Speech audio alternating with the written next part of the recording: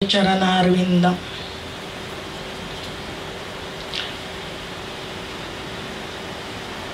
गुरु भगिनी डॉक्टर सुषमाताई वाटवे यांच्या विना पहिली गुरुपौर्णिमा सगुण देहाच्या आकाराने सानिध्य तर सदैव आहे. आपण सारी त्यांच्याकडून घडलेली, त्यांच्यामुळे स्वामीजींच्या जवळ आलेली, संत बोधाशी निगडीत झालेली सारी मंडळी एका गुरुतत्वाचा विचार करण्यासाठी एका ठाई जमलेलो आहोत. आणि गुरुतत्व अनिश्चित असतं, निरंतर असतं. वेगवेगळ्या रूपात वेगवेगळ्या काळात ते प्रतीत होत असतं. त्याच्या अदृश्य असण्यानंतरही हृदयातल्या त्याच्या अस्तित्वाची जाणीव होत असते. आणि एवढ्यासाठी इथं जी मुलं बोलली सगळी, ज्या भगिनी बोलल्या, ज्या लहान मुलाला अशी एक कल्पना आली म्हणून त्याचा सत्कार झाला, गीतापाठ हरिपाठ द्यावा. सकाळी अभंग म्हटलेला तो आदित्य सुंदर अभंग बोलला. आणि जवळजवळ सकाळपासून गुरुप्रेमाच्या तरल अनुभूतीत सर्वांची भावविश्व हिंदोळता येतात. कातरवेळी या त्या सद्गुरु तत्वाची आठवण होते. सगुण माणसाला अतिप्रिय असतं, निर्गुणाचा बोध अति अवघड आहे आणि तो व्हायला क्षमता देखील असावी लागते. आणि त्यासाठी शैलाताई बोलल्या, मला गुरुनमनाच्या सगळ्या काही आम्हाला अध्यायातल्या ओव्या सांगा. आणि सगळ्या ओव्या त्यांनीच सांगून टाकल्या सर्व प्रकारच्या. आणि शेवटी चरणी ठेवी जे माता हेच भले म्हणून त्या मोकळ्या झाल्या. आता मी काय सांगणार, पण सगळ्या गुरुनमनाचा सार ज्या गुरुतत्वामध्ये अनुष्ठित असतो ती माझी माऊली परात्पर सद्गुरू स्वामी स्वरूपानंद, प्रत्यक्ष आमचे सद्गुरू स्वामी माधवनाथजी. आणि स्वामी माधवनाथजींचा बोध तुमच्यापर्यंत सोहम साधनेचा, परंपरेचा, स्वरूप संप्रदायाचा, नाथ संप्रदायाचा बोध ज्यांच्या माध्यमातून तुमच्यापर्यंत आला त्या सुषमाताई. ही सारी गुरुतत्व आता संतांच्या परिभाषेत ज्ञानदेवांच्या एका अभंगात फक्त थोडक्यात समजून घेऊ. गुरु संत कोळीचा राजा, गुरु हा प्राण विसावा माझा, गुरुविन देव दुजा पाहता नाही त्रैलोकी. गुरु हा संत कुळीचा राजा. संत सगळे असतील पण त्यातला जो संत आपले गुरु झालेले असतील ते राजा आहेत आपले. राजा जसा सर्वश्रेष्ठ असतो तसा गुरु सर्वश्रेष्ठ असतो. का? प्राण विसावा माझा. मोठे चिंतनीय माऊलींचे शब्द आहेत. प्राण विसावा, आपल्या प्राणाला बाहेर कुठे विसावा नाही. बाहेरचं जगत ओरबडणार आहे. अंधार फार झाला पण ती जपून ठेवा. बाहेरच्या जगात सगळीकडे अंधार आहे. तसा स्वार्थ आहे, स्पर्धा आहे, एकमेकाचे पाय ओढण्याचे. किती आपण हे विश्वचे माझे घर या बोधात जरी जाऊन आलो तरी आपल्याला जाणवतं बाहेरचं विश्व वेगळे आणि संतांचं विश्व वेगळे आहे. देवाचं विश्व सुख दुःख मिश्रित असतं. मानवाचं विश्व दुःखानेच भरलेलं असतं. आणि संत सद्गुरूंचं विश्व हे फक्त सुखाने आणि आनंदाने भरलेलं असतं. तिथं दुःख विसरण्याकरता प्राण विसावा घ्यायला जातात. आपल्या अंतकरणात कुठलेही व्यथेचे कड आले, इथे सकाळपासून मी ऐकते अशी सारी माणसं त्यांच्याजवळ जाऊन मोकळी होत होती. तिथून जे प्रेम मिळत होतं ते किती सर्वश्रेष्ठ होतं. तेव्हा तो प्राण विसावाकडे किंबहुना ध्यानामध्ये मन आणि प्राण एकत्र करून ज्या वेळेला कुंडलिनी जागृती केली जाते तेव्हा ते प्राण जिथे विसावायचे ते लक्षण म्हणजे गुरुचं लक्षण. प्राण विसावा माझा. इतरत्र आपले प्राण विसावत नाहीत. संसारात बघा, इथून जरा बाहेर पडलं ना, मी नेहमी सांगत असते की बाहेर प्रत्येकाच्या चिंता, विवंचना, काळजी बाहेर ठेवल्या गेल्या तर सद्गुरूच्या ताकदीने. आणि तुम्ही इथून बाहेर पडला, त्या पायऱ्या क्लिनिकच्या उतरल्या आता तर दुसरं क्लिनिक सुरू होणार आणि ते सगळं येऊन डोक्यामध्ये बसणार. इथे प्राण विसावा, इथे सगळं विसरलं जातं. आपली आठवण सुद्धा राहत नाही ते गुरुतत्व. गुरु हा प्राण विसावा माझा, गुरुविन देव तुझा पाहता नाही त्रैलोकी.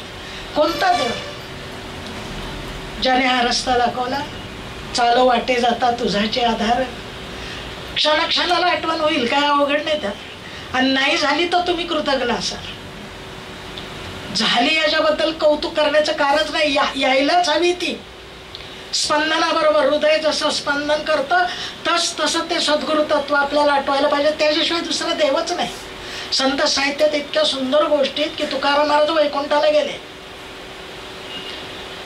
आणि हे निळोबारायांना माहीत नव्हतं. उशिरा कळलं. आता सारखा लगेच मोबाईल नव्हता, हॅलो गेले काय 1 मिनिटात नाही. अंतकरण जरी त्यांच्याजवळ होतं तरी ती गोष्ट कळायला त्यांना थोडा अवधी लागला. आणि मला न सांगता ते वैकुंठाला कसे गेले याचं निळोबारायांना अत्यंत वाईट वाटलं. आणि निळोबारायांनी उपोषण आरंभलं. बरं ते काय आताच्या पुढाऱ्यांसारखं उपोषण नाही, खरं खरं उपोषण, अगदी त्यांच्या प्रेमावर असणारं उपोषण. अन्न पाण्याचा त्याग करून निळोबाराय 13 दिवस बसून राहिले होते तुकोबारायांना भेटण्यासाठी, गुरूंना भेटण्यासाठी. आता तुकोबाराय तर वैकुंठाला गेले होते. भगवान त्यांना सोडायला तयार नव्हते. भगवंत म्हणाले तू आता इथंच थांब, माझ्याकडनं तुला कसं परत पाठवू, मला आनंद मिळायला पाहिजे, मी निळोबाकडे जातो. म्हणून पांडुरंग वैकुंठातून निळोबाराय जिथे उपोषणाला बसले होते तिथे आले. त्यांनी निळोबारायांच्या मस्तकावर हात ठेवला. हात ठेवून मस्तकी देवनी प्रसाद केले सुखी. आणि निळा डोळे उघड, निळोबारायांनी डोळे उघडले. त्राण नव्हतं, व्याकुळ अवस्था झाली होती, विकल अवस्था झाली होती. पाहिलं, डोळे चोळले आणि विचारलं कोण तुम्ही? ओळखू आले नाहीत. पांडुरंग परमात्मा निळोबारायांना.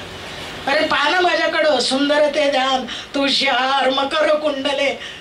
तू तुकोबारायांचा ना, तू मला ओळखलं नाही. निळोबारायांचं फार सुंदर वाक्य पहा. येथे तुझ लागी बोलाविले कोणी, येथे तुझ लागी बोलाविले कोणी, प्रार्थिल्या वाचून आलासी का? कुणी प्रार्थना केली म्हणून आपण इथे आला? पाचारल्या विना येथे येण्याचे काय कारण? अरे मी पांडुरंग, तू ज्यांना बोलवतो ते माझी भक्ती करतात, मी स्वतः आलोय. निळोबारायांचं वाक्य फार सुंदर आहे. निळा म्हणे आम्ही नोळकोची देवा, निळा म्हणे आम्ही नोळकोची देवा, तुकयाचा धावा करीत असो. एक ट्युनिंग जुळलेलं असतं गुरूंच्या बरोबर आपलं, ते देवाबरोबर सुद्धा जुळत नाही. डायल्यूट झालेला देव म्हणजे सद्गुरू. तो फार कठोर आहे. भक्ता राखे पायापाशी, दुर्जनाशी संहारी.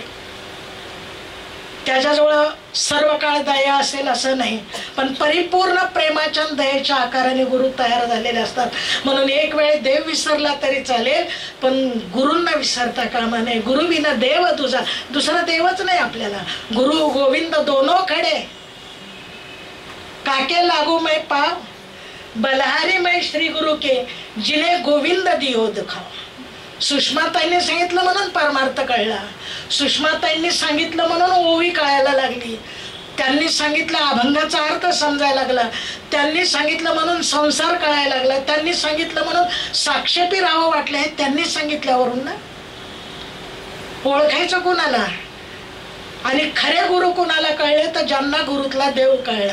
गुरुला देव मानणं हे फार मोठेपणाचं लक्षण आहे. स्वतः लघुत्व घेतलं तर गुरुत्व कळतं. कुणी लघुत्व घ्यायलाच तयार नाही, मीच गुरु. आणि सगळे गुरुगुरु करत असतात, गुरुगुरु, बाकी काही नाही. जाल तिकडे तुम्हाला म्हणजे गल्ली बोळा सगळीकडे गुरु दिसायला लागतील. कुणी शिष्य होत नाही. पण स्वतः लघुत्व घेतल्यानंतर गुरुची जे गुरुत्व आहे, महत्व आहे, मोठेपणा आहे, त्याला बोनसाय करू नये. तो किती विशाल विस्तीर्ण आहे, केवढा मोठा आहे. अनुरेणू थोकडा तुका आकाश आहे वडा. हे गुरुत्व कधी उमगतं तर गुरूंनी प्रेम दिल्यानंतर. गुरु विन देव दुजा पाहता नाही त्रैलोकी. तिन्ही लोकात स्वर्ग मृत्यू पाताळ कुठेही चला, सद्गुरूंच्या बरोबरचं कोणी नाही. म्हणून माणसाने गुरूंच्या जवळ, देवाला टाटा केलं तरी चालेल पण गुरूंना सोडता कामा नये. गुरु क्रोधी झाले तर न त्राता कोपी, गुरु गीतेत म्हटलेलं आहे. देव रागवले तर गुरु सांभाळून घेतील. मग तो गुरु रागवतात का? इतकं प्रेमळ ऐकेगा अर्थबंधू निरंतर कारुण्य सिंधू. मग तसे साक्षीपी असतात सद्गुरू. तुम्ही जरा इकडे तिकडे जा, आतून सद्गुरू असती हृदयात सचिष्या ते जागवित. आपल्याला कळतं त्यांनी सांगितलेलं, पण त्यांना देव म्हटलं तर. म्हणून माऊली सांगते, गुरुविन देव दुजा पाहता नाही त्रैलोकी. गुरु सुखाचा सागरू. केवढा सुख आहे सद्गुरूंच्या सानिध्यात. संसाराच्या चिंता विसर. आमच्या ओकताई म्हणाल्या, हे 2 महिने असे होते, 2 महिने असे होते, पण त्यावेळी त्यांना दुःख जाणवलं नाही. कारण का? यांनी दिलेला त्यांना आनंद. गुरु सुखाचा सागरू. सागर म्हटले, किती मोजाल, किती परिमाण आहे त्याला, किती टन पाणी असतं. आता पवनेत नाही, कुठे नाही, पानशेत मध्ये नाही की हाय हाय झालं पुण्यामध्ये. तो कधीच आटत नाही सागर. अपूर्यमान माचलम समुद्र मापा यद्वत प्रवशंती.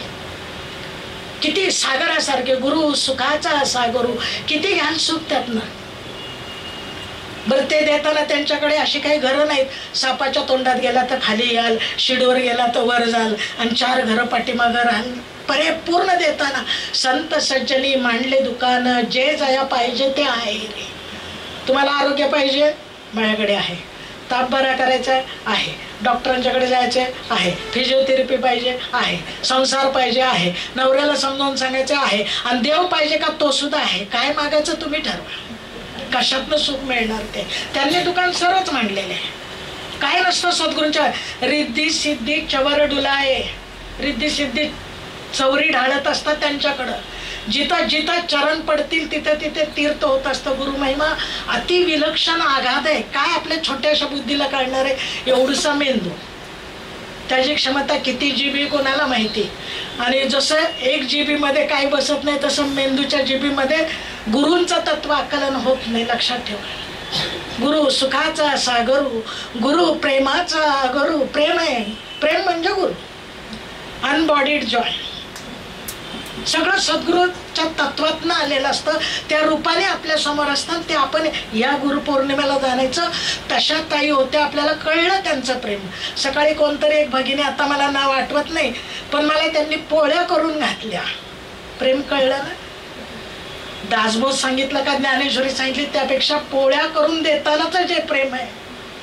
प्रेम प्रत्येकाला कळतं. जनावराला सुद्धा कळतं. रानच्या पाखराला शिळ घातली तर ते सुद्धा जवळ येतं. किती त्या साक्षेपी कठोर कडक शिस्तीच्या होत्या, तरी त्यांचं प्रेम मी सुद्धा अनुभवलं आहे. मी ज्यावेळेस पुण्यामध्ये 77ला सद्गुरूंच्याकडे आले होते, आणि 94 साली एक मोठं ऑपरेशन, काय ते फायब्रॉइड म्हणतात ते होतं, आणि ते काढायचं होतं. तुम्हाला डॉक्टर लोकांना कळेल. तू का म्हणे, अरे माझं कोणी नाही घरी. पुण्यामध्ये माझा म्हणजे स्वामीजींचं घर, त्यांचा परिवार हे माझं घर. मी ज्यावेळेस इथे श्री क्लिनिकमध्ये फडणीसांच्याकडे होते, मला भूल देण्याच्या पूर्वी ते डॉक्टर वगैरे आले. मला त्या ह्याच्यावर झोपवलं होतं टेबलवर ऑपरेशन करण्याच्या अगोदर. मी फक्त डोळे उघडून अगोदर स्वामीजींना एक फोन केला. स्वामीजींनी होय म्हणून ठेवून दिला, आशीर्वाद दिला. मी डोळे उघडले तर माझ्या डोक्याशी सुषमाताई. साक्षीपी प्रेम कसं, कुठल्याही क्षणाला प्रेम. परमार्थात तर होतच होतं, प्रवचन कीर्तनात होतं, भक्तीत होतं, पुण्याच्या कार्यक्रमात होतं, जी जवळीक प्रेम मिळालं ते. पण अशाही वेळी प्रेम म्हणजे त्यांनी सांगितलं त्या डॉक्टरांना, यांचं काय काय काढायचं आणि काय काय ठेवायचं त्यांच्याकडे स्वाधीन केलेलं. आज जी उभे नाही येते, आम्ही काही कर्तव्य नाही, आमचं येणं ही आमचं अंतकरणातली भावना आहे माझी इथं येण्यामागे. की जे प्रेमाचा आगरू म्हणलेलं आहे, आगर आहे. आणि आगरात जसं उत्पन्न होतं ना, तसं गुरुच्या जवळ प्रेम उत्पन्न होत असतं. ते प्रेमाचे कण टिपता आले पाहिजे. त्याला ज्ञानेश्वरीत एक फार सुंदर ओळी, चंद्रकिरण कोवळे माझी चंद्रकिरणामध्ये माझी अमृतकन कोवळे, ते वेचती मने मवाळे चकोर तलगे. पौर्णिमेच्या चंद्रकिरणातनं पडणारे कोवळे अमृताचे कण कोणाला वेचता येतात? कोंबड्यांना नाही. ते वेचती मने मवाळे चकोर तलगे. ज्ञानोबरांची भाषा तर इतकी गोड असते की मनाने मवाळ असणारी चकोराची बारकी पिल्ल जरड झालेले नाहीत. क्षमा मागते, ज्येष्ठ नाही, कनिष्ठ जे असतील ते. आणि ज्येष्ठ असून जे कनिष्ठ होतील त्यांना सुद्धा कळेल. मन मावळ असणार पुढे पुढे आपलं व्यवहाराने अनुभवाने मन नेहमी मोठ्या झालेल्या झाडांना आकार देता येत नाही, पण लवचिक लहान रोपाला पाहिजे तसा आकार देता येतो. मने मवाळे चकोर तलगे, ते प्रेम सद्गुरूंचं स्वीकारण्याकरता अंतकरण देखील तितकं शुद्ध मवाळ असलं पाहिजे. मग नाही तर मग कठोरता जाणवते, शिस्त जाणवते, साक्षेपेपणा जाणवतो. आपल्या चुकावर त्यांनी पांघरून घालावं गुरूंनी असं आपल्याला वाटायला लागतं. तसं नसतं. प्रेमाचा गुरु, धैर्याचा डोंगरू, कदा काळी डळमळेना. किती धैर्य हो. अगदी शेवटी भेटायला आले ते, सरलताई इथे पट्टा आहे, इथे पट्टा आहे. आमच्या लताताई त्यांना उपमा द्यायच्या सामुराई योद्धा, एकदम तयार. ते शेवटपर्यंत ते खाली खाली त्याचं ब्लड गेलं तरी त्याला रिचार्ज करून एनर्जी देऊन टॅबलेट देऊन जसा तो लढतच राहतो ना, शेवटच्या क्षणापर्यंत ज्यांनी असंख्य ग्रंथ लिहिले, कॅन्सर सारख्या असाध्य व्याधीशी झगडताना झालंय असं कळलं तरी चेहरे पाडून तेव्हाच जाणारे लोक बघितलेत. अजून तर औषध घ्यायचे, पण याच्याशी झगडत राहून बाकीच्यांना देखील ती शक्ती त्या काळात देऊन, म्हणजे जसं आता काय रे तू ICU मध्ये होत्या ना, त्या असा चेहरा पाडून स्वप्नील तू काय बसला, घे भगवद्गीता सांगते तुला. आपल्याला भगवद्गीता आठवेल का? ताप आला, थंडी वाजली, डोकं दुखलं तर गुरु धैर्याचा डोंगर. मी हे स्वामी स्वरूपानंदांच्या जीवनात, दांडेकर मामांच्या जीवनात पाहिलं होतं, जोग महाराजांच्या जीवनात पाहिलं होतं, स्वामी माधवनाथजींच्या जीवनात पाहिलं होतं. बचेंगे तो और लढेंगे, डावा हात वर करून म्हणत असायचे. एवढी प्रतिकूलता असेल तरी कायाच्या ठिकाणी त्यांनी कधी ठरवलंच नव्हतं. धैर्याचे डोंगर कदा काळी डळमळेना. आपण थेंबेने विरे वारेने सुखे चिखल जायचा, एक थेंब पडला की चिखल, वारा आला की पुन्हा वाळलो. तसं काय झालं, काय सांगायचं, काय झालं म्हणजे अहो त्यांना कार मिळाली हे आनंदी, कार त्यांना मिळाले हे यांनी पाहिलं टीव्हीवर की हे आनंदी झाले. दुसऱ्या दिवशी का उदास झाला, अहो काय हो मिळेल असं वाटलं होतं पण परत आले. हे थेंबेने विरे वारेने सुखे, आणि ते कदा काळी डळमळेना, फार याला मोठा अर्थ आहे. धैर्य संसारात विगलित झालेल्या व्यक्तींना सुद्धा देण्याचं धैर्य गुरूंच्या ठिकाणी असतं. गुरु साधकाशी साह्य, गुरु भक्ता लागे माय, गुरु कामधेनु गाय, भक्ता घरी दुबत आहे. साधकाला साह्य, साधना करताना तुम्हाला आज सुद्धा अडचण आली तर हे सर्व सद्गुरू आपल्याला निश्चित मार्गदर्शन करतील. अत्यंत निश्चिंत असावं. ओहे दाता तू भिकारी बनकर तो देख, ओहे ठाकुर तू पुजारी बनकर तो देख, उसके दर से कोई गया न खाली, तू अपनी झोली उसके सामने फैला के तो देख, प्रभु खींचे हुए चले आए. जरा तारों से तार मिला के तो देख, जरा जुळू देत ना थोडस. बाहेर गेला तर कव्हरेज क्षेत्राच्या बाहेर मोबाईल असला तर लागत नाही, आणि आपला तर रिचार्ज पण झालेला नसतो, कव्हरेज क्षेत्राच्या बाहेर आणि चार्जिंग उतरलेलं, आणि आपण बसतो पुढे, ध्यान लागत नाही. गुरु साधकाशी साह्य, गुरु भक्ता लागे माय. कोणाची आई बनते? गुरु माता, गुरु पिता. कोणाची आई गुरु बनत असतात? भक्त. अवघड व्याख्या, विभक्त न व्हावे तरीच भक्त म्हणवावे. त्यांच्या विचारापासून वेगळं नाही. जे सद्गुरूंचे विचार ते सांगतात मी पाठीशी आहे, तिथनं मागे वळून बघत असाल तर सांगितलं नाही एकदा मी पाठीशी, पुरे आपल्याला. भिवू नको, आणि सदैव ह्याचं हृदय धडधड धडधड धडधड. अरे भिवू नको, आनंदात राहा सांगितलेलं असतं. आणि यांचे चेहरे कुणाला पोचून आल्यासारखे. मी रोते की मेरी सुरतची वयसी. अरे त्यांनी पत्कर घेतलाय ते सांगतायत, ते पाठीशी किती उड्या मारावं. लहान मुलं असताना आई शेजारी असेल काम करत, ते खेळतं आनंदाने. तसे माझे गुरु आहेत, आपण आनंदाने खेळावं. गुरु भक्ता लागे माय, गुरु कामधेनु गाय, भक्ता घरी दुबते. कामधेनुला ती ते जो जे दवा मागे ते दवा ते प्रसवची लागे. तिला मागा की लगेच मिळेल, तसं गुरु नाही मागत. काय मागावं हे कळलं पाहिजे. देणार काय देतात गुरु? गुरु घाली ज्ञानांजन, गुरु दाखवी निज धन. शब्द किती गोड आहेत पहा. येवनी गुरुनाथे माथा ठेवियला कर, अशी दृष्टी देतात बरं का. अंजन डोळ्यात घालतात. गुरु घाली ज्ञानांजन, सगळं अज्ञान जातं. आणि स्पष्ट दिसायला लागतं, कळतं काय आहे ते. असे ज्ञानांजन घालून घ्यायचे असतील डोळ्यात तर गुरु पाहिजेत आपल्याला. त्यांना विसरता कामा नये. बरं, अंजन एकदा घालून नाही, रोज रोज काजळ जसं घालतात तस तसं आपल्याला आपण ज्ञान घेत राहिलं तरी चालतं. गुरु घाली ज्ञानांजन, गुरु दाखवी निज धना. काय गुरूंना मागायचं? भत्ता घरी दुबत आहे म्हणून त्या कामधेनूला काय मागाल? राजा उधार झाला, दांडेकर मामा सांगायचे. को राजाची वरात चालली होती, हत्तीवरून राजा चालला होता. कडेला चिंताग्रस्त उभा होता. राजाने पाहिलं, हत्ती थांबवला, हत्ती बसवला, हौद्यातनं हत्ती खाली, राजा खाली उतरला, त्या ग्रस्ताजवळ गेला. का रे बाबा, तुझा चेहरा एवढा का पडलाय? खेडेगावातल्या कीर्तनात दांडेकर मामांनी सांगितलेली गोष्ट आहे. तो म्हटलं, काय बरं का, मगापासून तंबाखूची तलब झाली पण चुना नाहीये.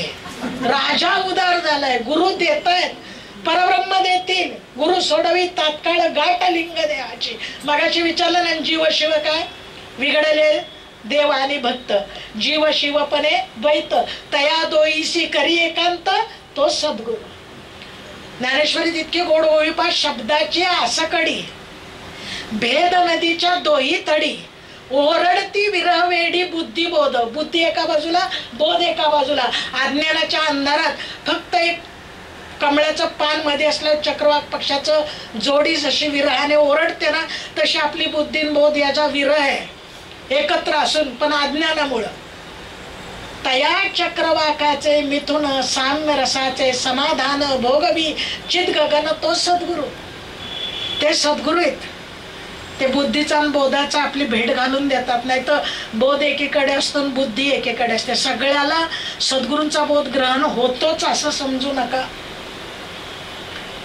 तुमचे 5 mm ची का 15 mm ची का 2.5 mm ची, बघा आपली वायर किती करंट त्यातनं पास होईल. ते जर एखाद्या फोर्स मधनं येणाऱ्या नळ्याच्या खाली वाटी ठेवली तर ती पाण्याने भरते का? गडवा तांब्या लोटी ठेवली तो किती भरतो? हंडा ठेवला तो किती भरतो? रांजण ठेवला तो किती भरतो? मोठं एखादं कॅन म्हणतो आपण, पिंप म्हणतो, ते ठेवलं ते किती भरतं? आणि तो मोठा नळ एखाद्या तलावात टाकला तर तो तलाव किती भरतो? तसे शिष्य असतात, कुणी तसे तसे तसे. ते फोर्समधनं सद्गुरू देतात. आपण जे करतो ना, तू कहता है कागज लिखी, मैं देता हूँ आंख देखी. मी जे पाहिलं, अनुभवलं, द्यायला तुला तयार आहे. गुरु दाखवी निज धन. आपलंच आपल्याला. सकाळी जसं लताताई म्हणल्या, बाहेरून नाही, तुमच्यातली सुप्त शक्ती ना, ती जागृत करून ते निज धन, असा धनाचा अनंत साठा आहे. असं अपार धन मिळतं ना की पुन्हा काही मिळायची इच्छा होत नाही. यम लब्धा पुमानो सिद्धो भवती, तृप्तो भवती, अमृतो भवती, मत्तो भवती, यत् प्राप्य न किंचितम वांछेते. नित्य आनंदा पुढे आनंद तो कोण? विषय सुख बाई बापुडे ते क्षीण. काय विषयात सुख आहे? रात्री पिली, सकाळी उतरून जाते ना. रात पी सुबह उतर जाएगी. एक बार गुरु को नजारा से नजारा मिलकर तो देख, जिंदगी गुजर जाएगी.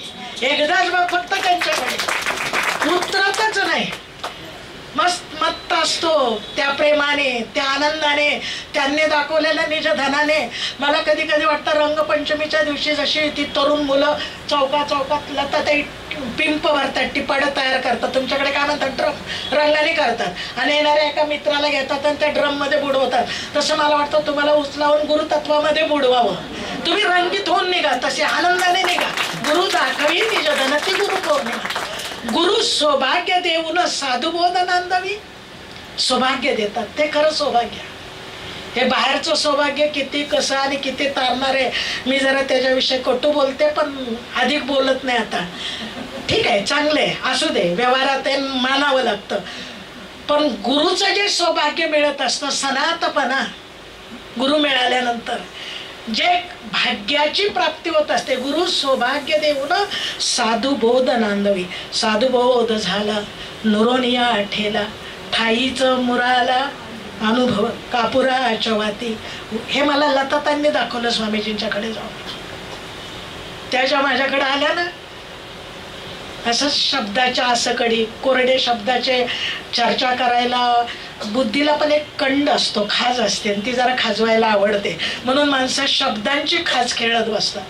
असं ते मी काहीतरी PhD चा अभ्यास करत होते आणि त्या माझ्याकडे आल्या, मला म्हणाला एक अभंगाचा अर्थ सांग. म्हटलं सांगावर कुठला अभंग हवाय तुम्हाला? मला वाटत होतं मला सगळं येतं. योगीराजे विनवणे मना आले ओ माये, अधिक देखणे तरी निरंजन पाहणे.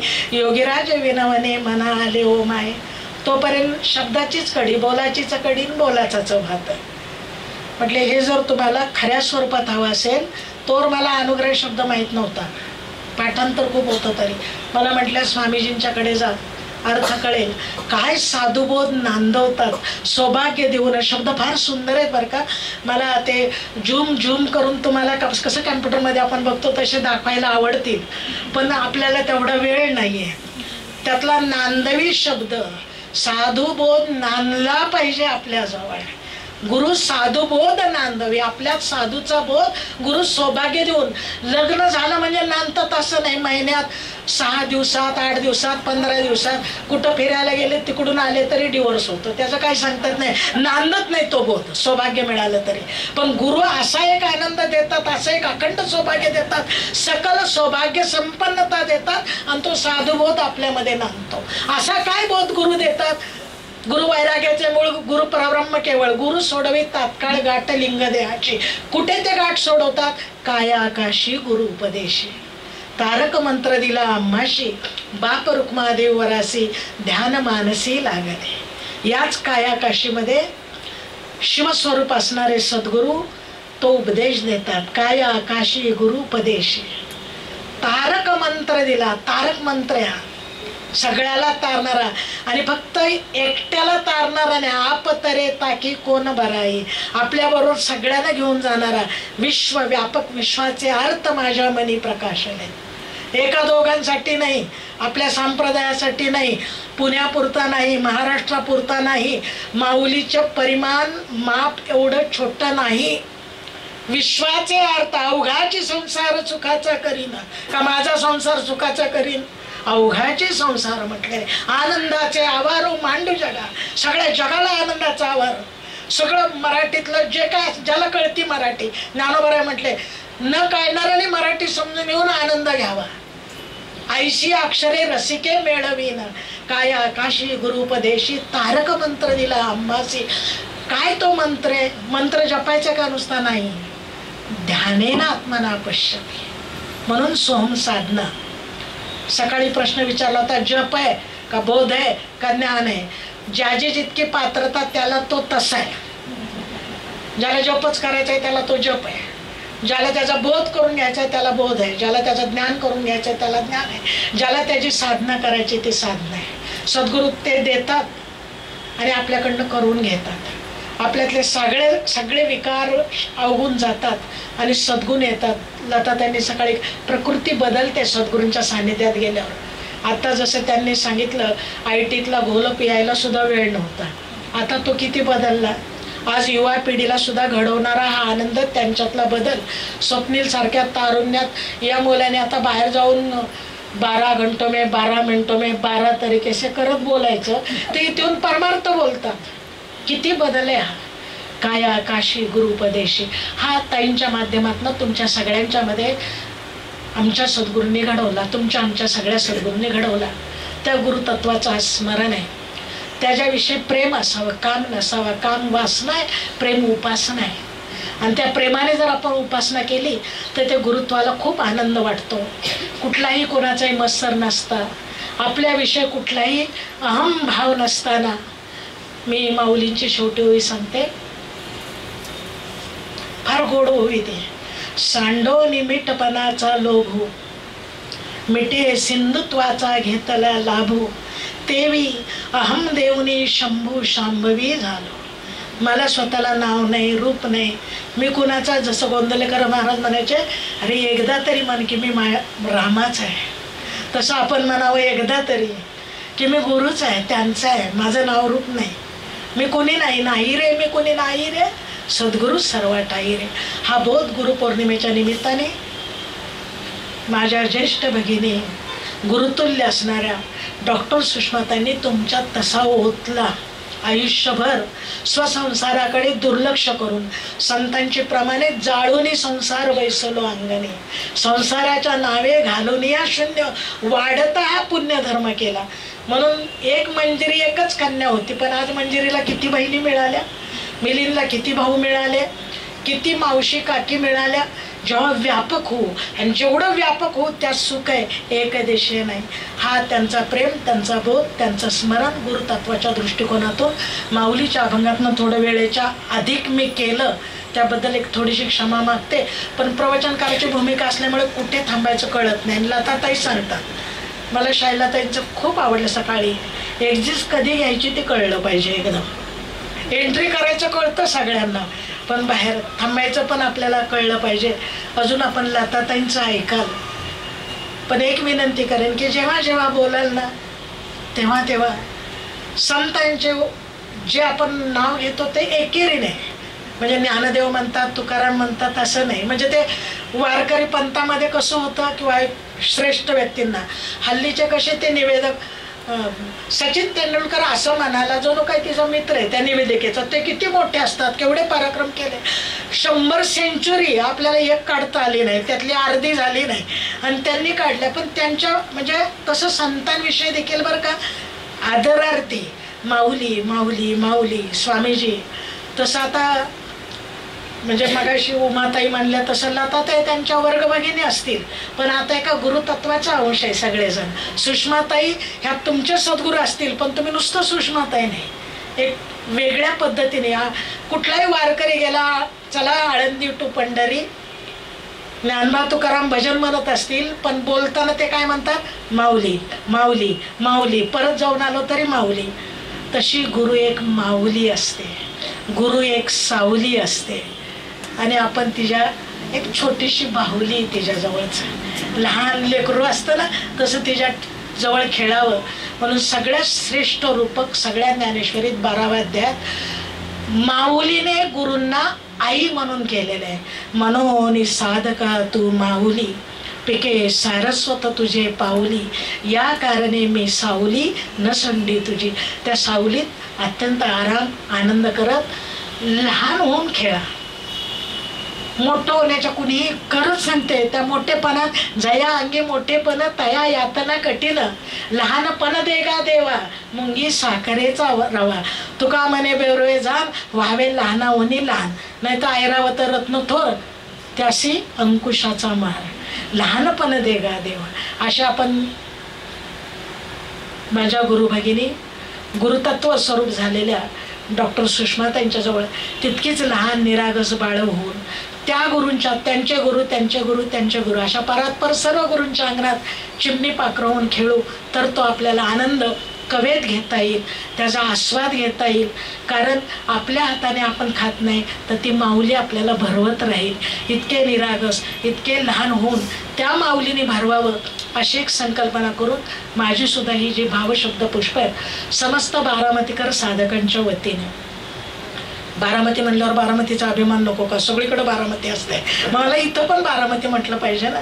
कारण त्या बारामतीला यायच्या स्वामीजींच्यावर किती प्रेमाने येत असायच्या. तेव्हा सर्व बारामतीच्या साधक भक्तांच्या वतीने आमची जी भावपुष्पांजली तुमच्या रूपात नटलेल्या सद्गुरूंच्या श्रीचरणी त्यांच्या आठवणीने या ठिकाणी समर्पित करते.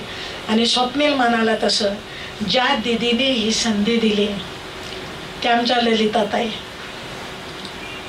कालपर्यंत मी आणि लता एकमेकीला विचारत होतो काय पत्रिका मिळाली का. महिन्यापूर्वी त्यांनी आम्हाला कळवलं आणि तेच आम्ही डोक्यात ठेवलं, यायचं सगळ्यांना भेटायचं. का भेटायचं आणि काय यायचं, तर सुषमाताईंनी घडवलेल्या ह्या सर्व जीवांना एक साष्टांग प्रणिपात करून तुमच्याकडनं आशीर्वाद घेण्यासाठी आम्ही या ठाई आलेलो आहेत. उपासकाच्या भूमिकेतनं उपदेशकाच्या भूमिकेतनं नाही, तोच एक साष्टांग विनम्र प्रणिपात त्यांच्या स्मरणात सर्वांना करते आणि माझ्या वाणीला या ठिकाणी पूर्णविराम देते. एक वेळ वारकरी संप्रदायाप्रमाणे सकाळपासून गजर झाला नाही म्हणून मला काही ते बरं वाटणार नाही. पुंडलिका वरदे हरी विठ्ठल श्री ज्ञानदेव तुकाराम माऊली ज्ञानेश्वर महाराज महाराज की जय, जगद्गुरु तुकाराम महाराज की जय, परमहंस सद्गुरु स्वामी माधवनाथ महाराज की जय, सब सद्गुरुनाथ की जय. ज्यांचे जे सद्गुरूचे